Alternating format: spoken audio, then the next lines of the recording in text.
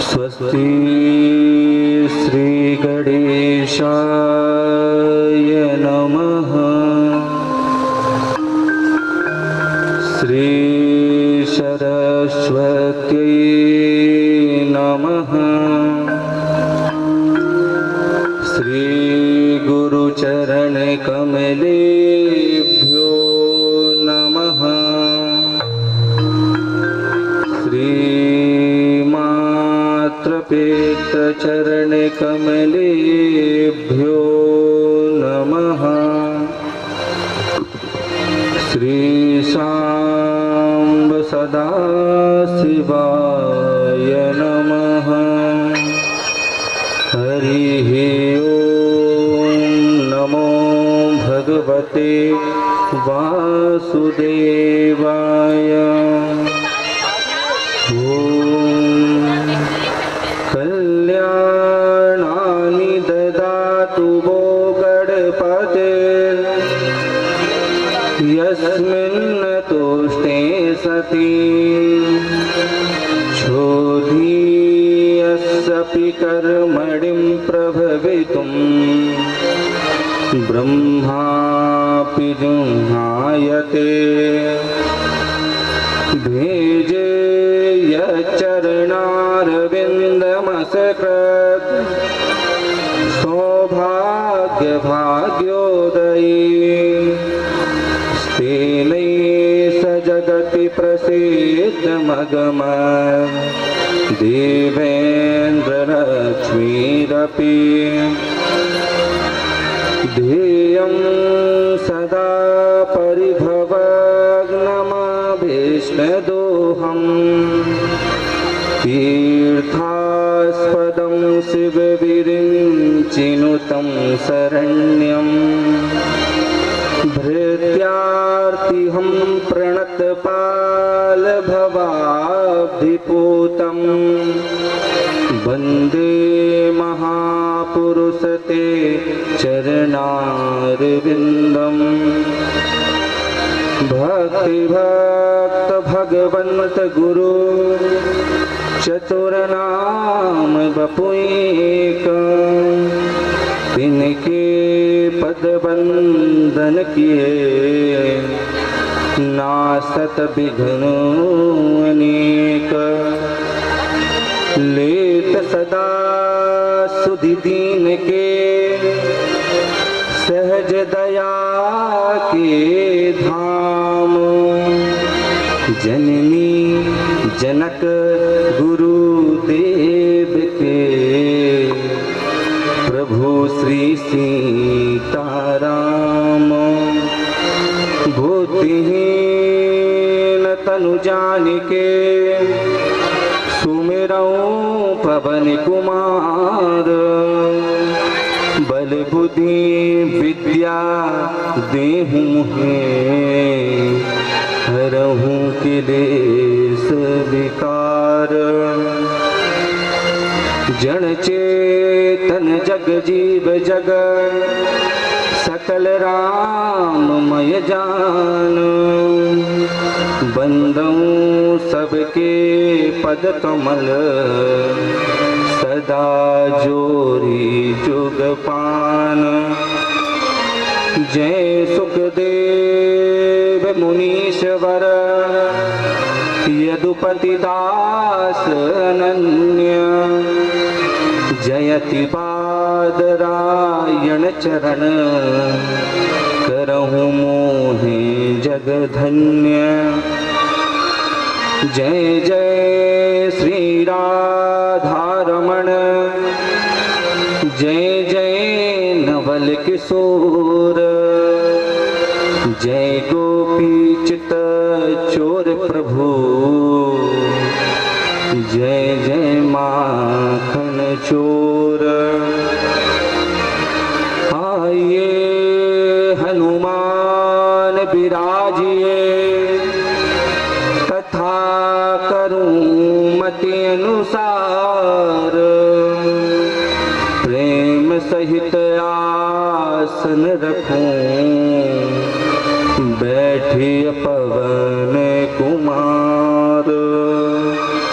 आए हो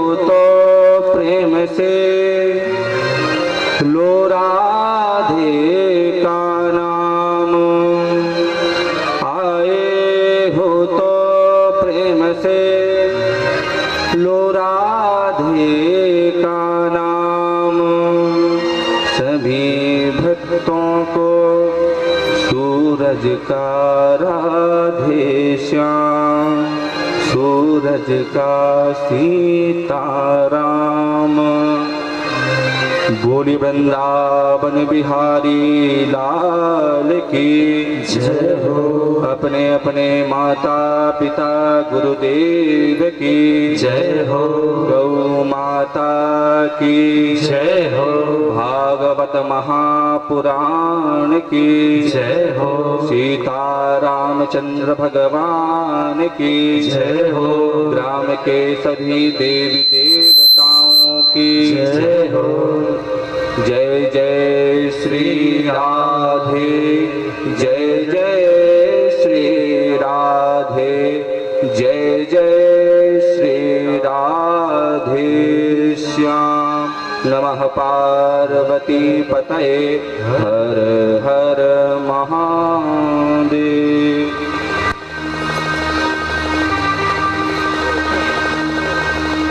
श्री राधा राधा श्री राधा। धन मिले यश मिले, धन मिले यश मिले, सब मिले जीवन की बाटी में। धन मिले यश मिले, सब मिले जीवन की बाटी में। पर सब मिला अगर राम ना मिले, तो सब भोग मिला माटी में। भजन के बिना सब अधूरा है। बंधुओं, मन और वाणी को पवित्र करने के लिए भगवान नाम संकीर्तन का हम आप आश्रय लें और इस मिथ्या जगत से निकलकर और उस परम जगदीश के चरणों में चलें। श्री राधे राधे। परम मंगलमय परात्पर अखिलेश्वर अकारण करुणा वरुणालय भक्त वांछा कल्पतरु अचिंत्याचिंत वेदांत वेद विनयता साक्षी अभिधेय आत्मा सकल गुणगण निधान अनादि पुंडरी काक्ष देव देव पुरुषोत्तम दैत्यादि सिद्ध संकल्पित धर्म विदुत्म निर्गुण निराकार सगुण साकार समदर्शी दीनानाथ दीनबंधु श्री कृष्णचंद्र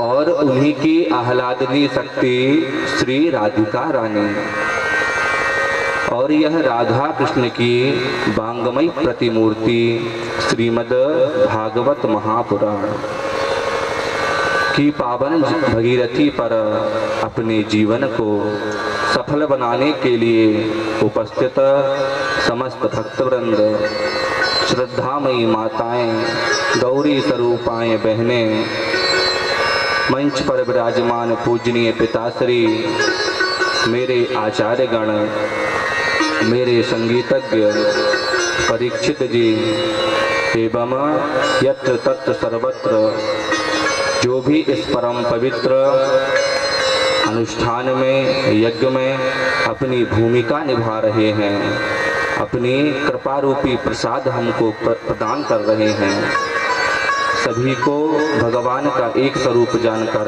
मेरा बारंबार प्रणाम है। श्री राममय सब जग जानी, करहूँ प्रणाम जोरी जोग पानी। बंधुओं, देखते ही देखते, कहते और सुनते हम आज सप्तम दिवस की विराम बेला पर आ गए। सुखदेव जी ने कहा, राजा परीक्षित, कथा कहते और सुनते कब समय निकल गया पता नहीं चला। बंधुओं, आपको कुछ ऐसा एहसास हुआ कि कब 7 दिन निकल गए पता नहीं चला। 7 दिन की कौन कहे, ये जीवन के इतने वर्ष निकल गए समझ ही नहीं आया। कब दुनिया को सोना कहते कहते हम खुद हमारे बाल चांदी के होने लगे, हमें पता ही नहीं चला। कब ये दांत धीरे धीरे आते रहे और कब चले गए पता ही नहीं चला। ये समय बड़ी तेजी से चल रहा है। राजा परीक्षित ने कहा, गुरुदेव आज सप्तम दिवस है और आज ही मुझे तक्षक आकर काटेगा। आज सुखदेव जी ने फिर परीक्षित को डांट दिया। कहा, अरे दुर्बुद्धि, अभी भी तू 6 दिन की कथा सुनने के बाद यही कह रहा है कि तक्षक आकर तुझे काटेगा। अरे तक्षक तो आएगा और काटेगा, पर तुझे नहीं काटेगा, तेरे शरीर को काटेगा। जी महाराज जी, मैं समझ गया। सुखदेव जी ने कहा, राजा परीक्षित, तुमने कल देखा ना, रुक्मणी मैया के साथ भगवान कृष्णचंद्र जी का विवाह हुआ है। कल बड़ा उत्सव मना, सबको आनंद आया था क्या नहीं आया था? जिन जिन को आया था तो प्रेम से बजा दो।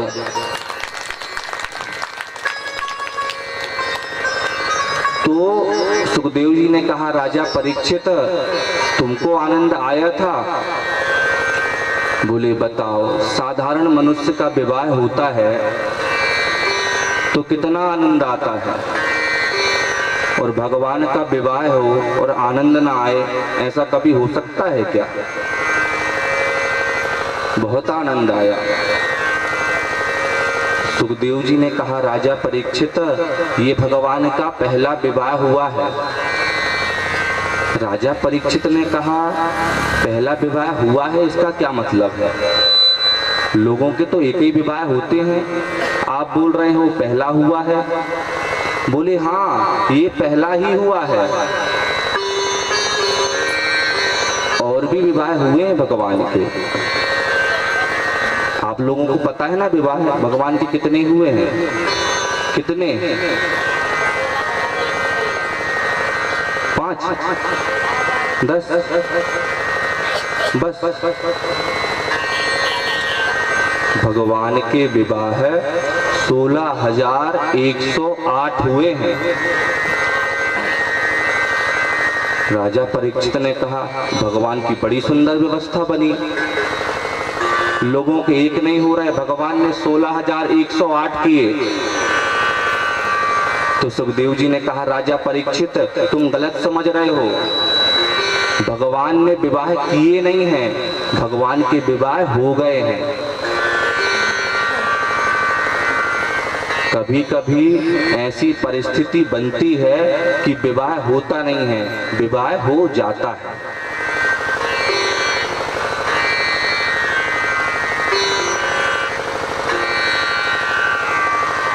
तो सुखदेव जी ने कहा, राजा परीक्षित, पहला विवाह जो हुआ वही तो तुमने कल सुन लिया है। आप लोगों को याद है कि नहीं, पहला विवाह किसके साथ हुआ है? पहला विवाह हुआ है जाम्बवती के साथ, है ना? ठीक है ना अम्मा जी? जाम्बवती के साथ हुआ है, और दूसरा विवाह आज रुक्मणी जी के साथ होगा। सही बोल रहे हैं ना?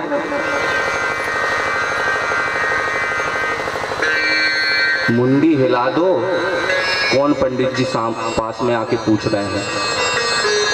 अरे पहला विवाह किसके साथ हुआ? रुक्मणी जी के साथ हुआ है। यहाँ पर राजा परीक्षित को संबोधन करते हुए सुखदेव जी ने कहा, एक बात गौर करना परीक्षित, व्यक्ति हमेशा लक्ष्मी का पति बनना चाहता है। जिसके पास भी लक्ष्मी आ जाती है वह उसका पति बनना चाहता है, उस पर शासन करना चाहता है। पर वह मूर्ख भूल जाता है कि लक्ष्मी के पति तो लक्ष्मी नारायण है। अरे आप अपनी पुत्री को लक्ष्मी माने, मनाई नहीं है। अपने आप को लक्ष्मी पुत्र माने, मनाई नहीं है। पर जिस दिन आप अपने आप को लक्ष्मी पति मानते हैं, उस दिन आकर अपनी लक्ष्मी को लक्ष्मी नारायण आकर हरण कर कर ले जा लेते हैं।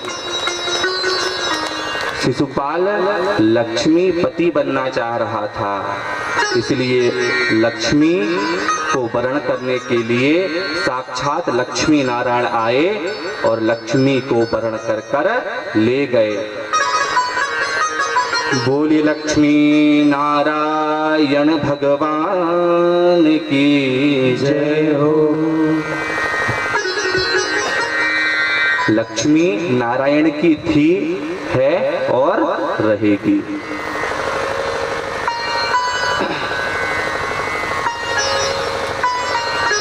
सुखदेव जी ने कहा, राजा परीक्षित, रुक्मणी के गर्भ से पहला जो पुत्र हुआ है उसका नाम प्रद्युम्न है।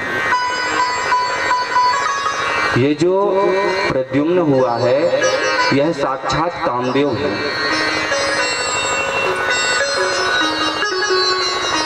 प्रद्युम्न जब जन्म हुआ तो इनका जन्म एक मछली के गर्भ से हुआ है।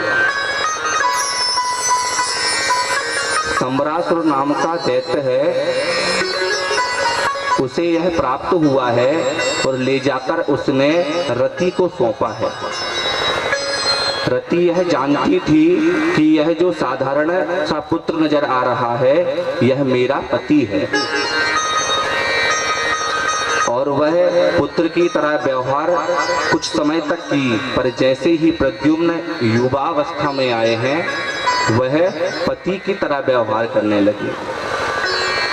एक दिन प्रद्युम्न ने सवाल किया है, कहा, माता, जैसे माता का प्रेम पुत्र से होता है आपका प्रेम विपरीत नजर आता है।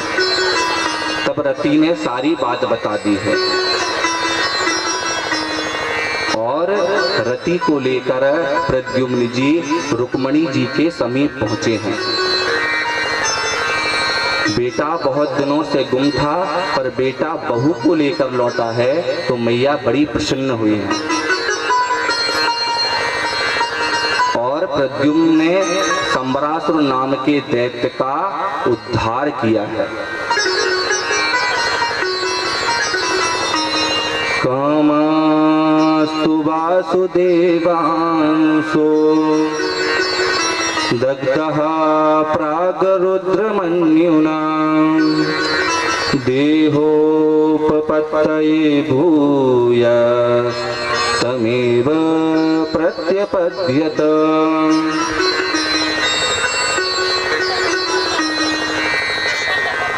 बंधुओं, सुखदेव जी ने कहा, राजा परीक्षित, तुमने सुना ना, ये पहला विवाह भगवान का रुक्मणी जी के साथ हुआ। राजा परीक्षित ने कहा, सुखदेव बाबा, फिर भगवान का दूसरा विवाह किसके साथ हुआ? तो बंधुओं, दूसरा विवाह भगवान का जाम्बवती के साथ हुआ है।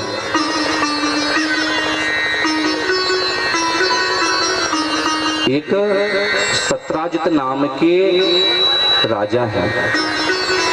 ये सत्राजित नाम के जो राजा हैं उनके यहाँ सीमंतक मणि है।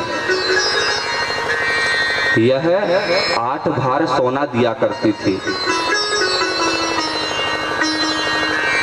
तो ये जो राजा सत्राजित हैं, ये जब उस मणि को पहनकर निकलते हैं तो मानो ऐसा लगता है जैसे सूर्य जैसे चमकता है, ऐसे ही ये मणि चमकती है। एक बार की बात है, भगवान की धर्म सभा में जब यह शत्राजित नाम के राजा पहुंचे तो सबने सोचा लगता है साक्षात सूर्यदेव आ गए। भगवान ने जैसे ही देखा तो सूर्यदेव नहीं आए थे, पर यह शत्राजित नाम के राजा आए हुए हैं। जैसे ही ये शत्राजित नाम के राजा आए तो प्रभु ने कहा, देखो राजा शत्राजित, ये जो आपने मणि रखी है ये सोना देती है, तो ऐसा करो ये मणि हमको दे दो। तो यहाँ पर राजा शत्राजित ने उस मणि को देने के लिए मना कर दिया और भगवान ने कहा ठीक है। पर कुछ समय की बात हुई, शत्राजित का भाई प्रसेन है और प्रसेन ने उस मणि को पहनकर वन की ओर गया है और वन में जैसे ही गया है, एक वन में एक शेर ने उसका शिकार कर लिया और शेर का शिकार एक भालू ने कर लिया और भालू ने वह मणि अपने पास रख ली।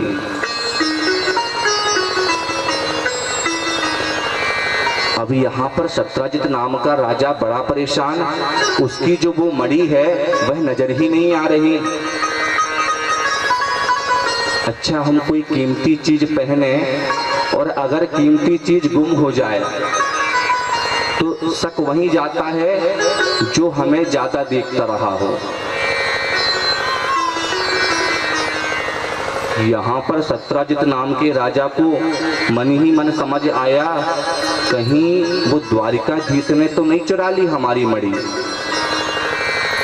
क्योंकि वो कह रहा था कि ये मणि हमको दे दो, हमने नहीं दी, लगता है उसी ने चुरा लिया।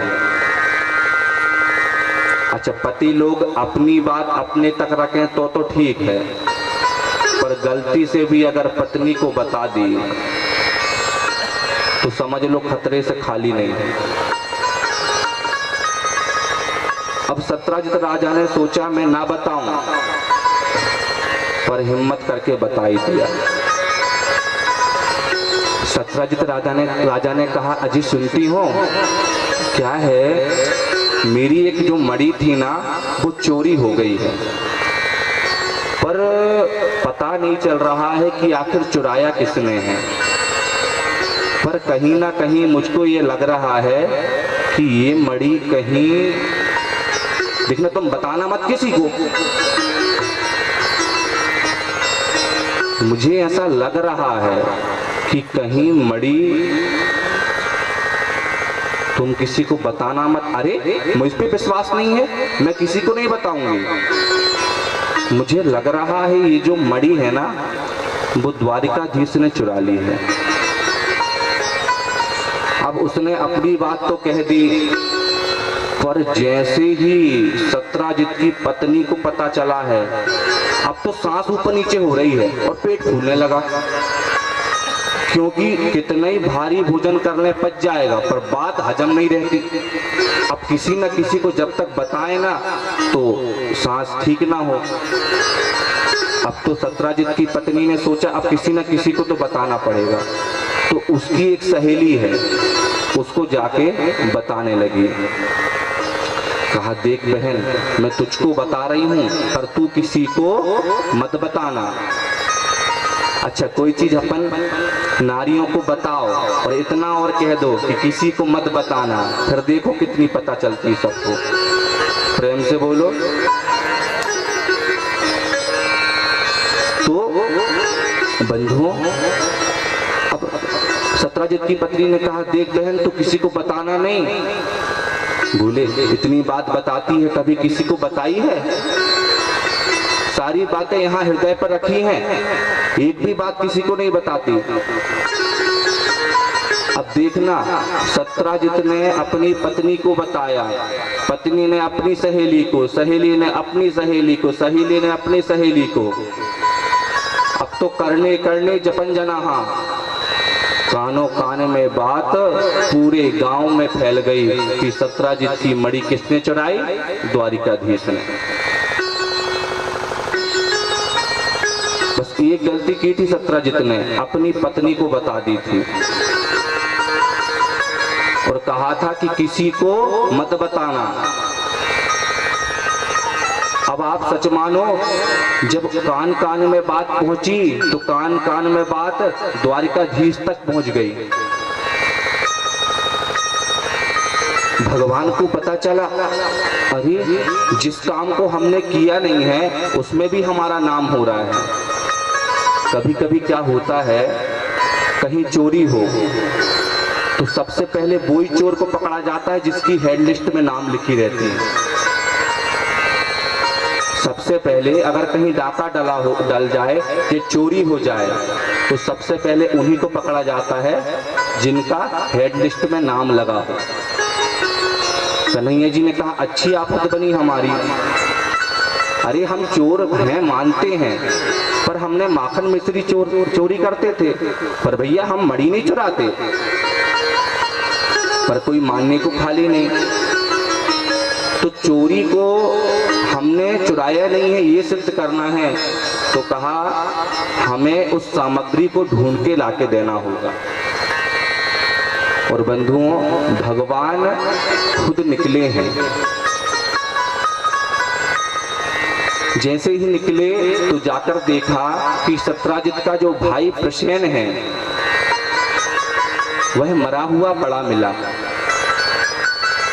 उसके पास शेर के पदचिन्हों को नजर आया, तो वह दूर तक देखे तो एक भालू के पैर नजर आए और शेर मरा हुआ प्राप्त हुआ।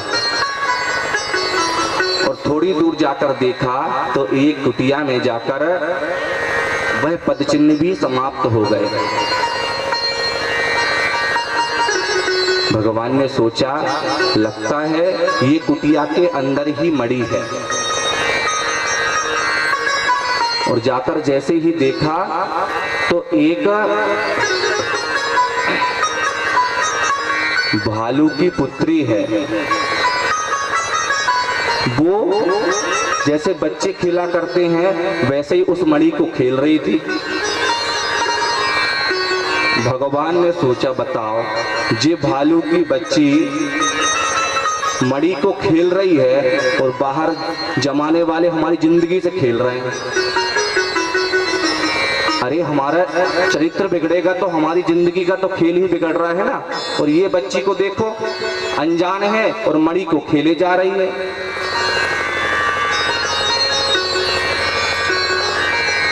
जैसे ही गए तो कहा, ये मणि हमको दे दो।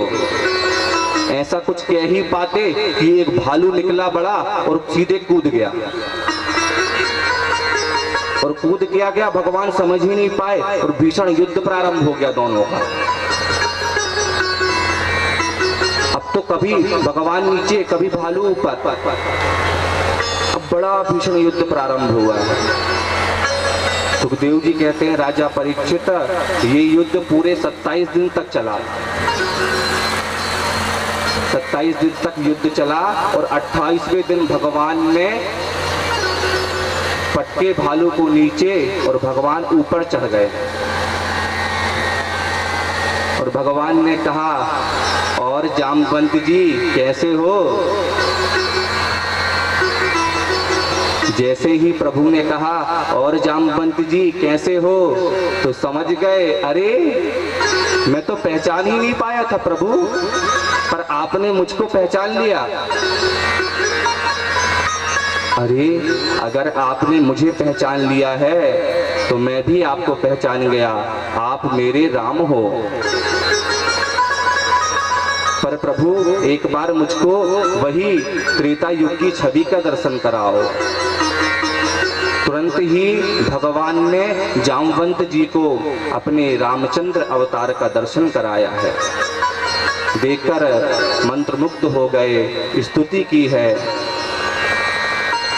बोलिए रामचंद्र भगवान की जय हो। जब जामवंत जी हार गए तो भगवान ने कहा, इच्छा पूरी हो गई जामवंत जी? बोले बिल्कुल हो गई है। फिर जामवंत जी जब उठ गए तो पूछा, प्रभु आपका आना कैसे हुआ? कहा कुछ नहीं, अब आपको तो कुछ पता नहीं, वन में रहते हो, ये जो मणि है इसकी चोरी हमको लग गई है और ये मणि हम लेने आए हैं। तो ऐसा करो जामवंत जी, मणि दे दो हमको।